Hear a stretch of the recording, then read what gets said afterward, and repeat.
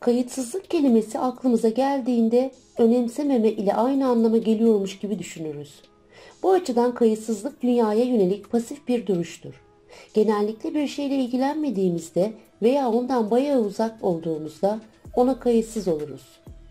Ne var ki Stoacı felsefede kayıtsızlık kavramı yaygın izlenimimizden oldukça farklı bir şekilde kullanılır. Bizim için hiçbir şey beklenmedik olmamalıdır. Zihin karşılaşabilecek sorunları önceden görmeli ve kabul etmelidir. Dikkate alınması gereken nelerin olmasını istemediğimiz değil, nelerin gerçekleşebileceğidir demiş Seneca. Tüm zamanların en önemli stoacılarından biri de İsa ile aynı yıllarda yaşayan Seneca'ydı. Seneca öğretilerini yıllarca mektup vasıtasıyla paylaştı. Bu mektup arkadaşlarından biri de Lucilius'tu. Hikayeye göre Lucilius, siyasi kariyerini ve itibarını tehdit eden bir dava ile karşı karşıyaydı. Bu yüzden ne yapacağını bilemeyip Seneca'dan yardım istedi. Seneca, Lucilius'a endişelenmemesini söylemek yerine olabilecek en kötü sonuca hazırlanmasını ve kendisini bunun olacağına ikna etmesini istedi. Seneca, olabilecek en kötü senaryoya hazırlanmanın ve buna tahammül etme yetisinin Stoacılığın temel taşı olduğunu biliyordu.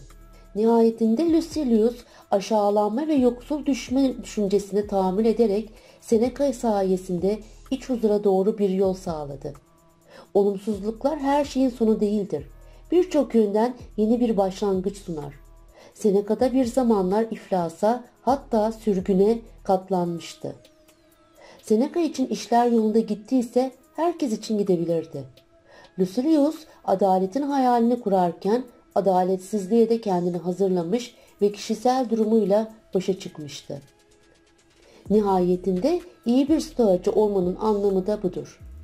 Önemli olan kötü şeylerin kaçınılmaz olarak gerçekleşeceği gerçeğini kabul etmek değil, aynı zamanda başımıza ne gelirse gelsin bunun altından kalkabileceğimizin farkına varmaktır.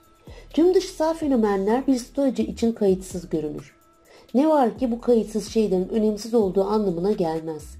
Aksine bunlar soğukkanlılık şeklinde karşımıza çıkar. Soğukkanlılık yargıda bulunmayı ertelemekten ibarettir ki bunu da bir olayın iyi mi yoksa kötü mü olduğuna karar veremediğimiz zaman uygulamamız gerekir. Eğer bir şeyin iyi veya kötü olduğuna karar veremiyorsanız yapabileceğiniz en iyi şey onu kayıtsız olarak işaretlemektir. Bu tutum için huzurunuzu koruyacak ve sizi stoacı açıdan daha erdemli bir şekilde yaşamınızı sağlayacaktır. Bununla beraber kayıtsızlık hakkında pek çok yanlış yorumlama mevcuttur. Bunlardan birisi de stoacılar için her şeyin kayıtsız yani önemsiz olduğudur. Bu basitçe yanlıştır.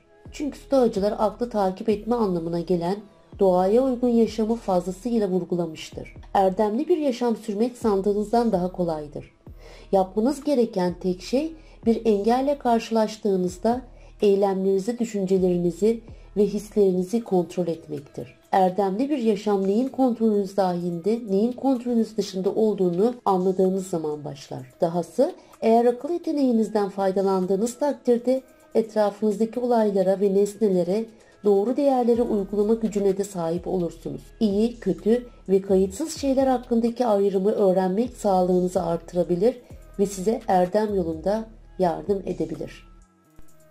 Kanalıma ilk defa denk geldiyseniz dilerseniz kanalıma abone olabilir, beğeni bırakabilir, diğer videolarımdan haberdar olmak isterseniz zil butonuna tıklayarak bildirimleri açabilirsiniz.